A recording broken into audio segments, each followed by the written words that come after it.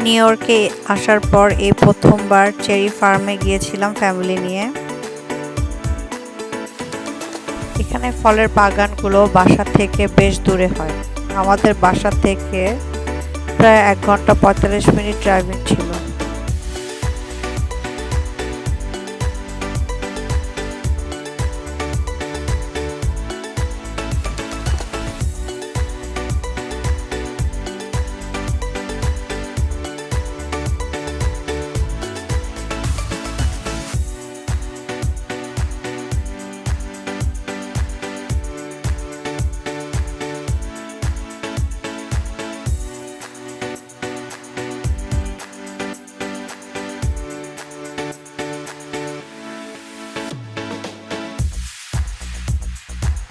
এখানে মাইলকে মাইল যাওয়ার পরে অনেক দূরে দূরে দেখা যায় একটা দুইটা ছোট ছোট বাড়ি।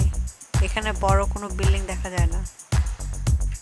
এখানে মাত্র আপেল গাছে ছোট ছোট আপেল ধরছে, এখনো এগুলা খাওয়ার উপযুক্ত হয়নি। ফার্মে ঢোকার সাথে সাথে দেখতে পাচ্ছি চারদিকে অনেক সুন্দর সুন্দর ফুলের গাছ, বাহারি রকমের ফুল ফুটে আছে, দেখতে খুবই সুন্দর লাগতেছে। টিকিটের ফটোকপি শো করে দেন আমরা লাইনে দাঁড়িয়ে পরে ট্রাক্টরে করে চেরি পিকিং করার জন্য আমরা চেরি ফার্মের দিকে যাচ্ছি। চারদিকে এত টসটসা চেরি দেখে আমি আমার বাচ্চারা তো পুরো এক্সাইটেড।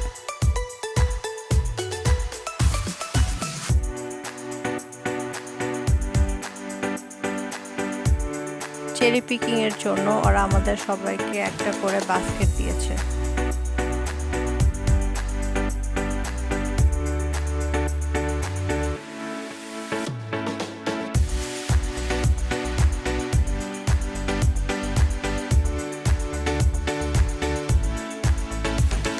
আমার ছেলেরা আমাকে জিজ্ঞেস করতেছে, আম্মু আমি যে চেরি খাবো আমাকে পে করতে হবে না? আমি বলতেছি, বাবা এখন পে করতে হবে না, আমরা অলরেডি পে করে ঢুকেছি। যখন তুমি এখানে যত খুশি তত চেরি খেতে পারবা, কোনো সমস্যা নেই। যখন আমরা এখান থেকে বের হব তখন আমাদের পাউন্ড হিসেবে পে করতে হবে, যদি আমাদের কাছে এক্সট্রা চেরি থাকে। এখানে আমরা কয়েক রকমের চেরি দেখতে পেলাম, black cherry, red cherry, yellow cherry.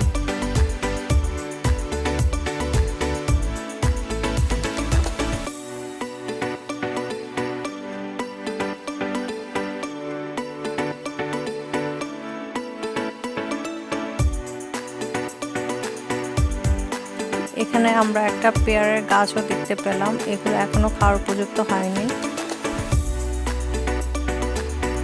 Cherry বাগানের নিচের দিকে অনেক সুন্দর একটা পাহাড় দেখতে পেলাম, যেখানে শুধু গাছ গাছ আর গাছ।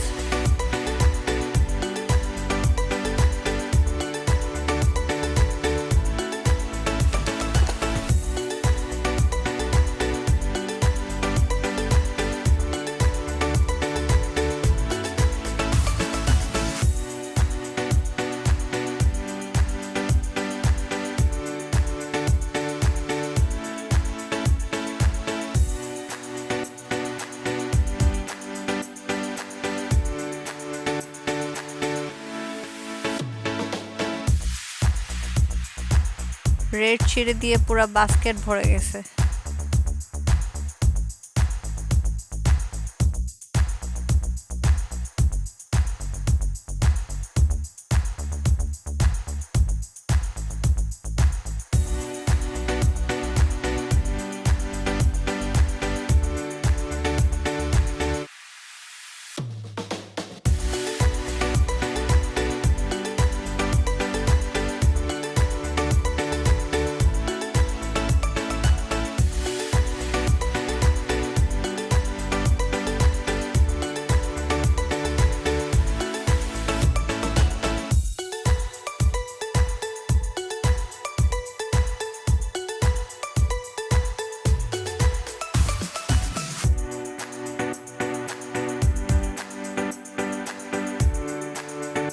যাওয়ার সময় আমরা এখানে দাঁড়িয়ে চেরি আমরা কতটুকু এক্সট্রা নিয়েছি সেটা পাউন্ড হিসেবে আমাদের পে করতে হয়েছে।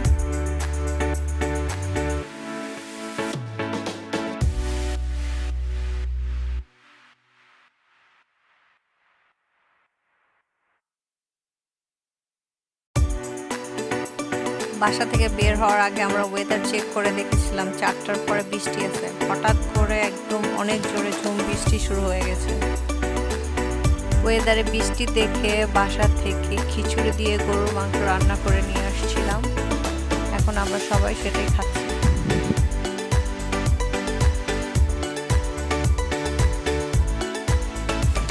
তারপর একটু চা খেয়ে বাসার উদ্দেশ্যে রওনা হলাম।